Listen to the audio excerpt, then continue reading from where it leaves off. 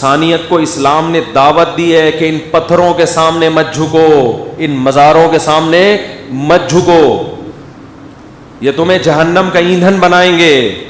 اللہ کہے گا. ایک ہندو بچی کا فون آیا, بیچاری مسلمان ہو گئی تھی, اس نے کہا کہ میرے ابا صبح مٹھائی رکھ کے جاتے ہیں بھگوان کے سامنے, شام تک وہ مٹھائی ویسی کی ویسی پڑی رہتی ہے, بھگوان کو اتنی توفیق نہیں ملتی کہ یوں منہ نیچے کر کے اس کو غور سے دیکھ ہی لے. بھائی آپ مہمان کے سامنے کوئی اچھی چیز رکھو, بھوک نہیں بھی ہوگی دونے والے تو لے ہی لے گا نا. ارے میزبان کو خوش کرنے کے لیے دونے والے تو لے ہی لے گا کہ یار اتنی محنت سے اس نے بنایا. لیکن یہ بھگوان ایسا ہے کہ اتنی بھی توفیق نہیں کہ یوں کر کے دیکھ لے, جیسے دیکھ رہا ہے ویسے کہ ویسے ہی دیکھ رہا ہے. پھر ابا شام کو آ کے اٹھا لے. اس کا بھی یہ بھی پنڈت جی سے سوال پوچھا گیا تھا کہ ہم تو دیکھتے ہیں مٹھائی رکھو شام کو ویسی کی ویسی. تو پنڈت جی کا جو ارشاد تھا, انہوں نے ارشاد فرمایا کہ یہ جو مٹھائی سے جو گیسز نکلتی ہیں, گیسز, ان گیسوں سے بھگوان لطف اندوز ہوتے ہیں. ان گیسوں سے بھگوان کیا ہوتے ہیں, بولو, لطف اندوز ہوتے ہیں. پہلی بات تو یہ ہے کہ بھگوان اتنے نفیس کیوں ہیں, اتنی پرتکلف لائف ان کی ہے. بھائی اتنا نفیس مہمان آئے, مٹھائی سونگنے سے اس کا شوگر لیول بڑھ جائے, کہو گے بھائی اتنے نفیس لوگ اس معاشرے میں چل نہیں سکتے. دوسری بات یہ کہ بھگوان لطف اندوزی کے لیے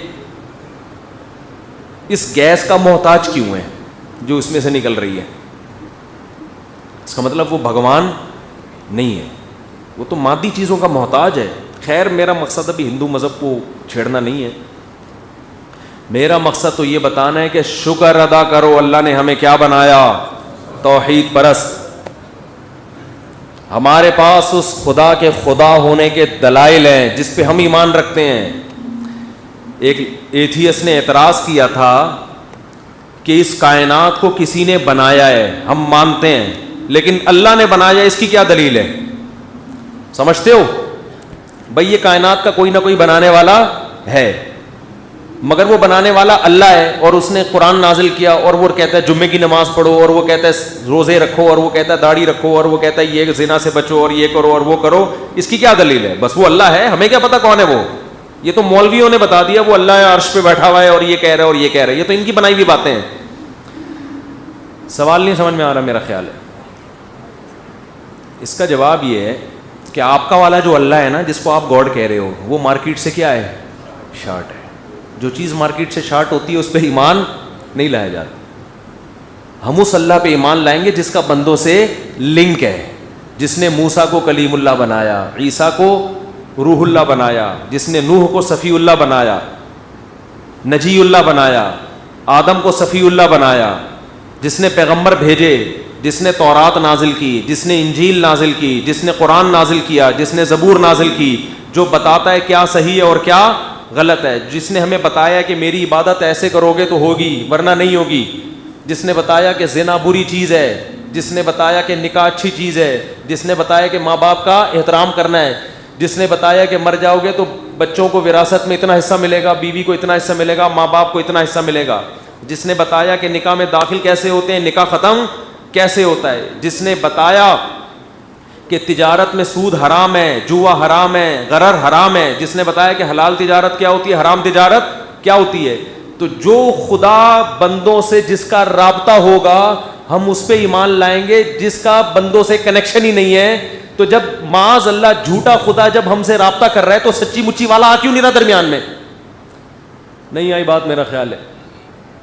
اللہ نہ کرے بالفرض بفرض محال ہمارا جو اللہ ہے وہ نہیں ہے, وہ معاذ اللہ ہمارا بنایا ہوا ہے. تو 1 ارب 22 کروڑ لوگ تو اسی اللہ پہ ایمان لائے ہیں, اسی کی عبادت کر رہے ہیں. تو جو آپ کا والا اللہ ہے جو سچی مچی کا ہے وہ خاموش کیوں بیٹھا ہوا ہے اب تک؟ اگر وہ قیامت میں ہم سے پوچھے گا تم غلط اللہ پہ ایمان لائے, تو ہم کہیں گے آپ صحیح والے تھے, آپ بتا دیتے کہ وہ غلط ہیں. کیا خیال ہے؟ نہیں آ رہی سمجھ میں؟ ہم آپ پہ ایمان لے آتے. ہم ایسے گونگے بہرے خدا پر ایمان نہیں لا سکتے جو دنیا میں سب کچھ ہوتا دیکھ رہا ہے مگر چپ کر کے بیٹھا ہوا ہے. ہم ایسے خدا پر ایمان لائیں گے جس نے موسیٰ کو کوہ طور پہ بلا کے اس سے کلام کیا, جس نے داؤد کو زمین میں سلطنت دی, جس نے سلیمان کو بادشاہت دی, جس نے محمد صلی اللہ علیہ وسلم کو آخری نبی بنایا, جو اپنے بندوں سے غافل نہیں ہے, آدم سے لے کے محمد صلی اللہ علیہ وسلم تک جس نے 1.25 لاکھ پیغمبر بھیجے, جو آج بھی جاگتا ہے, الحی القیوم, جاگتا ہے, زندہ ہے اور ہر چیز کو تھامے ہوئے. امن یجیب المضطر اذا دعا, ہم اس خدا کو مانتے ہیں کہ جب ہم اپنے ہاتھ اٹھا کے اس کو پکارتے ہیں تو وہ ہماری پکار کا جواب دیتا ہے. وہ اور جو لبرل لوگ جس خدا کو مانتے ہیں وہ گونگا بہرا اندھا ہے, اس سے تو ہندوؤں کا یہ پتھر کے بنے ہوئے بت زیادہ اچھے ہیں, کم از کم نظر تو آ رہے ہیں. بہت مشکل ہے, بہت مشکل بات سمجھانا, بہت مشکل ہے. آج کل دنیا کا سب سے مشکل کام پتہ ہے کیا ہے؟ نہیں, بات سمجھانا نہیں ہے, بیوی کو قابو کرنا. پہلے بتا بھی چکا ہوں پھر آپ بھول جاتے ہیں. بات سمجھانا اتنا مشکل کام نہیں ہے. ایک خاتون کا فون آیا, میں فون سنتا نہیں, اب تھوڑے تھوڑے سننا شروع کیا تو پھر وہی جھگڑے شروع ہو گئے. خاتون کا فون آیا, کسی کو نہیں پتہ چلے گا کس کی بات ہو رہی ہے, ان کی ساس کو بھی نہیں پتہ چلے گا. وہ کہتی ہے میں بہو ہوں, میں کچھ بھی پڑھ رہی ہوتی ہوں میری ساس سمجھتی ہے جادو کر رہی ہے. وہ بیچاری کو عادت ہے اللہ کا ذکر کرنے کی, اور ساس نے اپنے بیٹے کا دماغ ایسا خراب کر دیا ہے, جادو جادو جادو دماغ میں ڈال کے کہہ رہی ہے اب میں بالکل بتاؤں گا کیا پڑھ رہی تو وہ سمجھ جائیں گے یہ تو ہماری بہو پڑھ رہی تھی. یعنی کچھ بھی, سب بہو, سب کا تو نہیں کہہ سکتے, جو بیان نہیں سن رہی ان کی بات کر رہا ہوں, جو ساسیں بیان نہیں سن رہی ان کی بات کر رہا ہوں. بہو بیچاری اگر سونے سے پہلے سونے کی دعا پڑھ کے سوئے گی, ساس کہتی ہے شوہر کو قابو کرنے کا وظیفہ پڑھ کے سو رہی ہے. یہ ہو رہا ہے مارکیٹ. اور اس لائن پہ ساسوں کو لگایا روحانی ٹوپی ڈراموں نے. لمبی لمبی داڑیاں, لمبی داڑھی کا مطلب یہ تھوڑی ہوتا ہے کہ نیک آدمی ہے بھائی, برے لوگ بھی داڑیاں رکھ لیتے ہیں.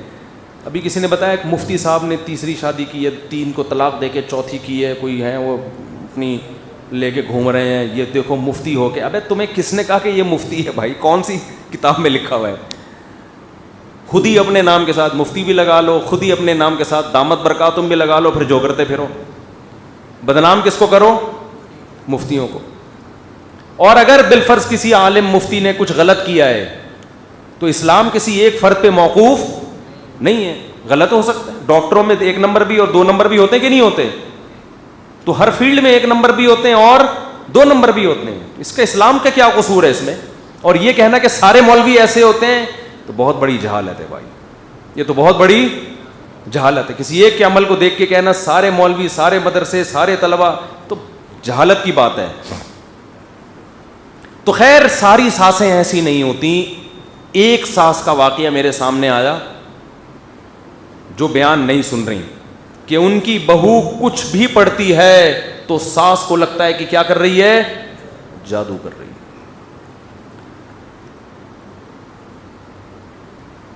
ایسی ساسوں کی خدمت میں گزارش ہے کہ یہ لفظ تھوڑا سا نامناسب ہے لیکن کیا کروں, یہ خناس اپنی کھوپڑی سے نکال دو.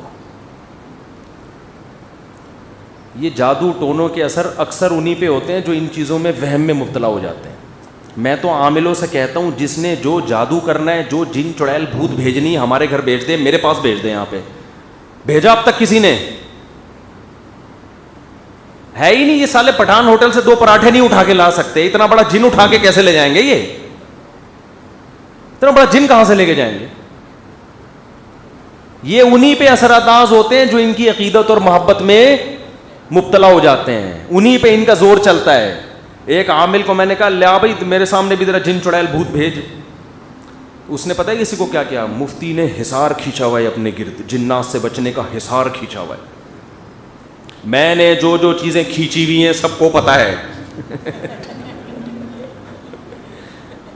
میں تو سب کے سامنے ہوں. یعنی میرے تو حالات ایسے ہیں کسی سے کوئی ڈھکے چھپے نہیں ہے. ادھر نکل کے گھر جائیں گے, گھر بھی ہمارا اللہ برکت دے, اور اس میں کوئی میرا خفیہ کمرہ بھی نہیں ہے گھر میں. ادھر سے گئے, کس وقت حصار کھینچا, حصار ہوتا کیا ہے, یہ کھینچتے کیسے ہیں ہمیں تو یہ بھی نہیں پتا. مجھے تو لوگ کہتے ہیں آپ خانقاہ کھولیں, آپ بیٹھ کے لوگوں کو ذکر کرائیں. میں کہتا ہوں مجھے کون بٹھائے گا اس میں, پہلے پیر و مرشد کا خود بیٹھنا بولو ضروری ہے. ہم نے تو ایسے ایسے پنگے لیے ہوئے ہیں کہ ہمارے لیے بیٹھنا ممکن ہے ہی نہیں. وہ پنگے شادیوں والے, سکون سے بیٹھنا ہمارے لیے ممکن ہے ہی نہیں. ادھر سے نکلے کوئی نہ کوئی بچہ پرچی لے کے آیا ہوا ہوتا ہے, 6 انڈے لکھا ہوا ہوگا اس میں, ایسا آدمی سکون سے بیٹھ سکتا ہے؟ اس کے سر میں درد ہے, اس کی ٹانگ میں درد ہے, اس کے کھوپڑی میں کچھ ہو گیا, آج اس کے پھوڑے نکلے ہوئے ٹھیک ہی نہیں ہو رہے. ہمارے نانا اللہ مغفرت فرمائے, ان سے کوئی پوچھتا تھا کہ وہ بھی امام تھے مسجد کے, مولوی صاحب گھر میں خیریت ہے؟ وہ کہتے تھے خیریت کم بختوں کے ہاں ہوتی ہے, جن کے آگے پیچھے کوئی ہو ہی نہیں. جیسے انگریز ہوتے ہیں نا, ایک آدمی ایک گرل فرینڈ ختم. میں تھائی لینڈ میں تھا, بڑے بڑے بنگلے دیکھے, میں نے کہا یار یہاں تو بڑی بڑی فیملی. انہوں نے کہا کوئی بڑی بڑی فیملی نہیں ہے, ایک بڈھا ایک بڈھی, تو ان کے تو خیریت ہی ہوگی.